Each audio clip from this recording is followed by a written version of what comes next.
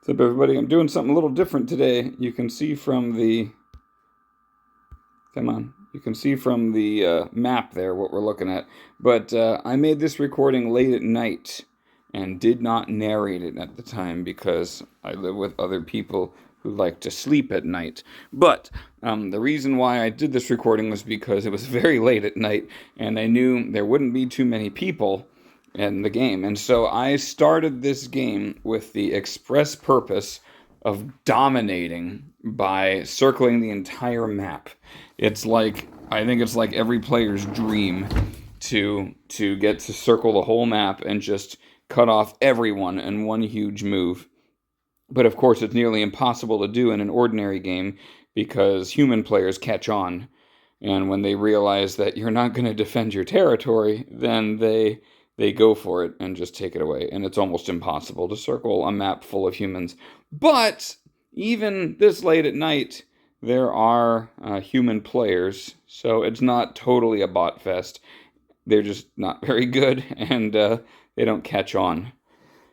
So yeah, so I'm narrating this video as I watch it. It's a little different than narrating it as I play it, obviously. And you can see here that I am still sticking to my strategy of not touching the sides, right? So I've 100%ed maps before. It's no big deal. It gets old, you end up most games where you win, you end up fighting against a bunch of bots at the end, and they can easily be bested.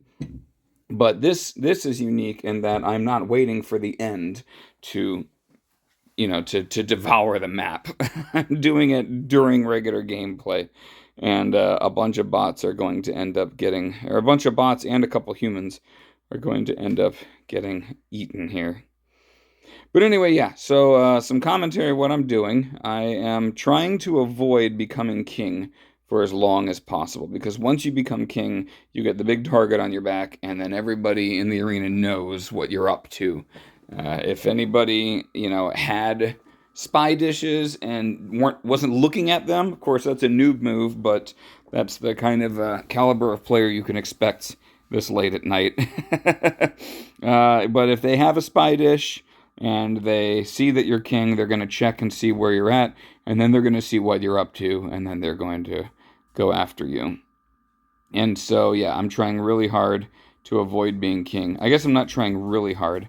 I have done this before, where like I literally only cover the 3 spaces around the wall. Like I'll go out in one space and then I'll cut back and then go out again. But I'm not doing that this time. So if I were doing that, then I could make it most of the way around before I become king. This way here, I mean, you can see I've already got 15%, and I'm not even, I just maybe crossed the halfway point of my big encirclement of the map. So yeah, this guy's obviously a bot. He's bothering me, though, because his slowing totem down there is blocking my way. And, I'm not going for 100%, but I have standards, You can't say you circled the map if you didn't come darn close to circling the map. So, just, you generally don't want to leave any bots close to the edge of the map, or else they will. That was a close one. That bot, if he'd cut left, he would have gotten me. But you don't want to leave any bots active at the edge of the map because they might take away some of your territory, You can expect when you do this strategy, there I am, became king. And now I have a spy dish. Yeah, so I'm coming to this yellow territory, and he's probably human, because his territory is big and somewhat regularly shaped, which is a good sign that you're dealing with a human.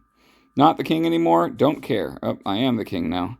It's also a good idea to grab spreading totems near the edge, like that one that I just got there, because if a bot or another human grabs one of those, then they might, it might spread to the edge and cut me off without the other person even trying, and that would be bad.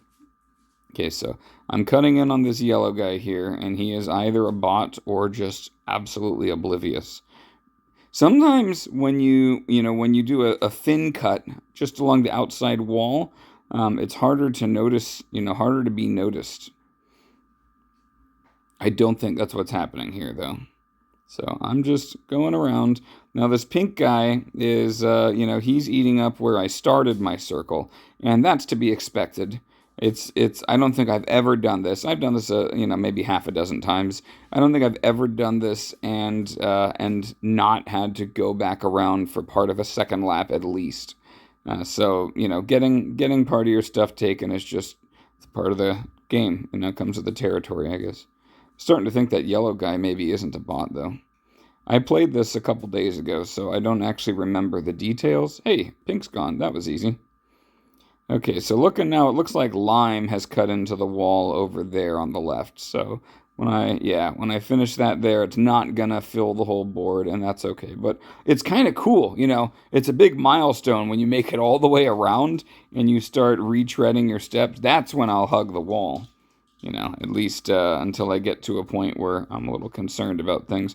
Okay, yeah. Oh, the worst would be, here we go. Bam! Got him. The worst would be if that last kill that I got against the lime guy had left, or had finished the wall. Because if I had finished the wall there, then then I would have had the entire map circled, but the game would not have given me the entire interior. I would have had to cut across the middle and try to get the interior, which would suck. But anyway, there it is, the coveted encirclement of the map in all of its glory. Not my best game that I've ever done, but a fun one to do and show off nonetheless. Until next time.